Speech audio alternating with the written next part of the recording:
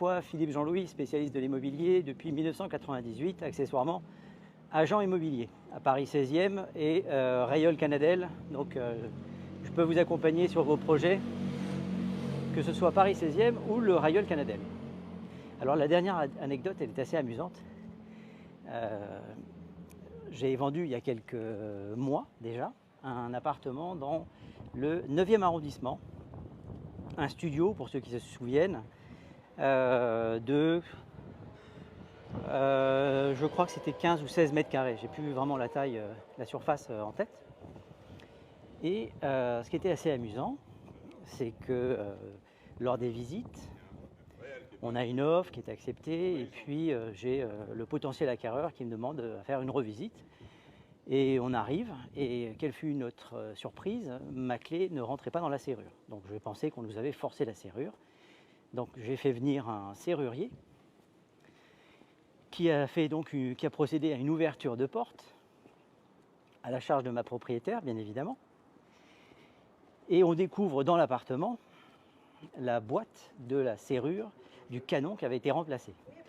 Donc on a quelqu'un qui est venu, qui avait déjà le code d'entrée de la porte, donc qui est rentré dans les parties communes, qui a pris le temps avec un serrurier professionnel de faire une ouverture de porte, de défoncer le canon. Je vous explique que ça fait quand même un petit peu de bruit, ça se fait avec une perceuse, et qui avait oublié de repartir avec la boîte donc de la serrure neuve. Donc dans l'appartement était par terre la boîte neuve de la serrure qui avait été remplacée.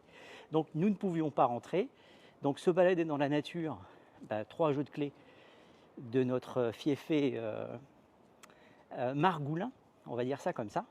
Et puis je m'étais dit, si ça se trouve, c'est un potentiel squatter, c'est quand même étrange comme action, c'est-à-dire changer la serrure et ne pas intégrer les locaux tout de suite. Bon, ça m'a pas inquiété plus que ça.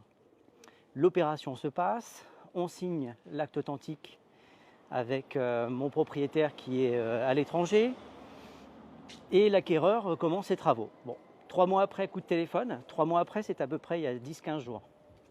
Et il m'appelle, il me dit, écoutez, il y a un problème. On est en plein travaux dans l'appartement.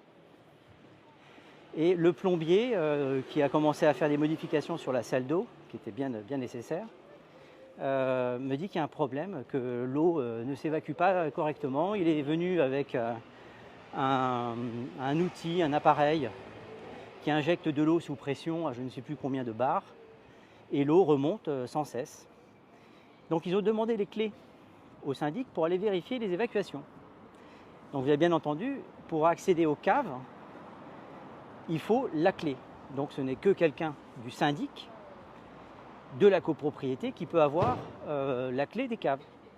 Et qu'est-ce qu'on a constaté? J'ai constaté par photo bien, que quelqu'un était venu, et pour embêter ma propriétaire qui avait des dettes au sein de la copro, c'est très intelligent, bien s'était fait plaisir, avait coupé l'évacuation dans les parties communes et condamné avec un bouchon en ciment.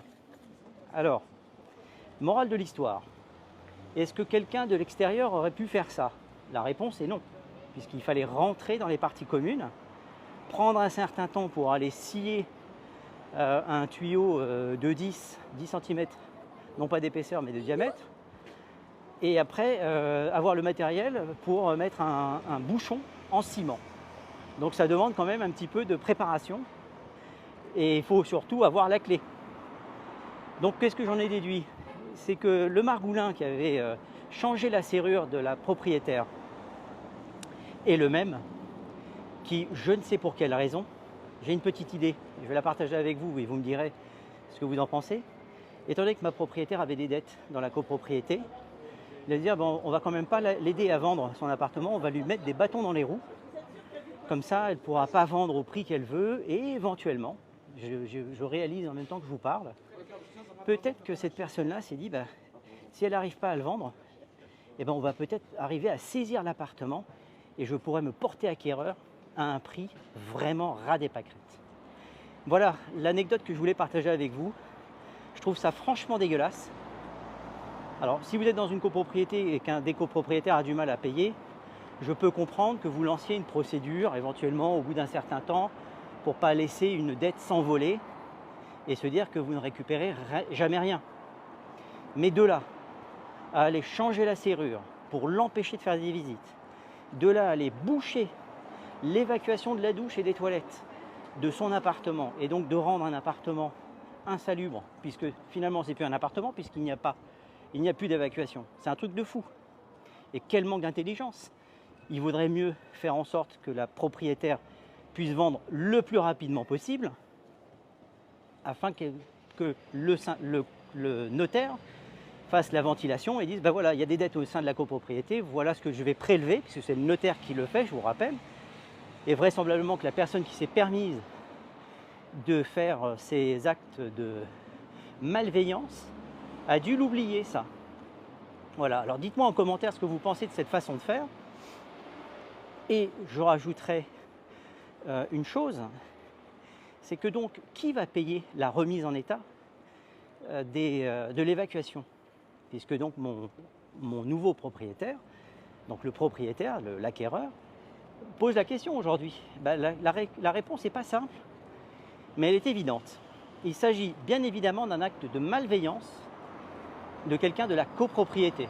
J'en veux pour preuve que pour accéder à l'évacuation, il fallait la clé pour accéder au local et aux caves. Donc ça ne peut être que quelqu'un de la copro. Donc que va faire le propriétaire? Le nouveau propriétaire, c'est simple. Il va porter plainte à la police, tout simplement pour dégradation. Et après, il va se retourner contre le syndic et dire, ben voilà, monsieur le syndic, je vous intime l'ordre. C'est pas la formulation, ne me reprenez pas là-dessus. C'est concentrez-vous ou focalisez sur le fond et pas forcément sur la forme. Je vous demande de remettre la canalisation aux normes et que je puisse utiliser, en bon père de famille, mon logement avec une évacuation digne de ce nom. Ce n'est pas aux propriétaires aujourd'hui qui subissent cette malveillance de régler, mais c'est au syndic de copropriété, donc l'ensemble de la copropriété, de payer pour la bêtise d'un voisin. Je suis convaincu que c'est un voisin qui a fait ça. Voilà. Qu'est-ce que vous en pensez? Dites-moi ce que vous en pensez. Cette vidéo, évidemment, sera reprise intégralement sur Instagram, sur YouTube et sur TikTok, bien évidemment, avec la même appellation, Imothérapeute. Voilà. Donc je vois, dites-moi si vous avez des questions. Dites-moi bref, est-ce que vous trouvez ça normal ou pas? Moi, je ne trouve pas ça normal. Et là, pour ceux qui ne savent pas où je suis dans le 16e à Paris. Je suis en train de remonter l'avenue Mozart. Et ce qui est amusant, c'est qu'on sent que c'est le 8 mai et qu'il y a un pont, parce que l'avenue Mozart est vide. Bonjour Magali. Bonjour Adam. Du tout, on est bien d'accord. Il y a un grand principe en France, on ne fait pas sa justice soi-même. Et en l'occurrence, aller dégrader le bien d'autrui, et en plus un voisin, qui est en difficulté pour régler les charges, c'est vraiment lamentable. L'appartement du 16e. Non, alors c'est pas l'appartement du 16e arrondissement, c'est l'appartement du 10e. Je ne sais plus si c'est le 10e ou 9e arrondissement, un rez-de-chaussée de 15, je crois que c'est 15 mètres carrés. Voilà, et en fait, c'est délirant, mais bon, il faut donc savoir. Moi, c'est la première fois que ça m'arrive. Hein. Il y a quand même pas mal de vidéos où je vous dis c'est quand même la première fois. Je fais de l'immobilier depuis 27 ans, ça je ne l'avais pas encore vu. J'ai cru que c'était une erreur de la part du nouveau propriétaire quand il m'a appelé. Il me dit écoutez, je ne comprends pas, je vous envoie la photo. Et sur la photo, quelqu'un est venu avec une scie, scier l'évacuation et fait un magnifique, c'est du très beau boulot. Il faut reconnaître que la personne qui a fait ça, ce bouchon là de ciment, est vraiment très bien fait. Hein. C'est pas du travail d'amateur. Alors, il y a des gens que je peux inviter pour monter sur le live, mais bon, je ne suis pas sûr. Le live ne va pas durer très longtemps parce que je prépare mon départ pour le sud de la France. Vous savez que je commercialise un appartement au Rieul Canadel et ça se prépare. Voilà. Alors, qu'est-ce que c'est? Il y a approuvé. Je ne porte pas de préjudice sur personne, mais il y a une mauvaise foi de quelqu'un, c'est malheureux. Ça, c'est Joseph qui nous écrit ça. Alors, je ne sais pas de quoi on parle. De la mauvaise foi dans l'histoire, c'est clair. Enfin, il faut vraiment être débile, quoi. C'est se tirer une balle dans le pied. Vous savez, quand un propriétaire a du mal à payer ses charges, il vaut mieux l'aider à vendre parce que ça va lui permettre de régulariser la situation. Et s'il régularise la situation, c'est de l'argent qui rentre dans les comptes du syndic. Donc tout le monde en bénéficie. Ah, voilà. Donc d'après moi, la personne qui a fait ça est vraiment pas fut-fut. Hein. Donc nous voilà à la Muette. On est parti du métro Jasmin. Et encore une fois, cette anecdote est que ce soit dans le 10e, c'est le 10e, ouais. Je crois que c'est le 9e, c'est le métro Cadet. Je vais y arriver. Encore une fois, que ce soit dans le 9e arrondissement ou dans le 16e ou peu importe, hein, ça peut même vous arriver en province. À partir du moment où vous avez un individu malveillant autour de vous, bah, il fera n'importe quoi juste pour vous mettre des bâtons dans les roues alors qu'il n'a juste pas compris que plus vite vous vendiez. Mais je suis convaincu que l'explication est simple. C'est quelqu'un qui a voulu racheter ce lot de copropriété. C'est mon quartier, avenue Mozart. Et ben, j'y suis, avenue Mozart. Là. Voilà, regarde. Hop.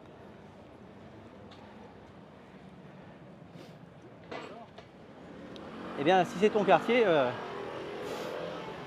je prends régulièrement des cafés rue de Passy, à la Muette. On se prend un café avec plaisir. Alors, on va essayer de traverser sans se faire renverser. Merci monsieur, voilà, toujours sympa. Je ne vais pas lâcher d'insultes, hein. Sur un live ça ne se fait pas. Et voilà, nous voilà rue de Passy. Et ben voilà, écoutez, abonnez-vous. Des anecdotes comme ça, j'en ai plein parce qu'elles me reviennent au fur et à mesure de mes... Pourquoi pas un jour, plaisir partagé. Et ben voilà. Donc si l'immobilier vous intéresse, eh bien abonnez-vous, j'ai plein d'autres anecdotes comme ça et je vais vous parler bientôt d'un truc qui s'appelle la stratégie de la peur. Et il y a un personnage en France qui utilise cette stratégie en permanence. Je vous en dis pas plus, mais c'est votre président de la République. Voilà. Allez, à bientôt et surtout abonnez-vous. Allez, je coupe ça. Peut-être que je reprends sur le retour. À tout à l'heure.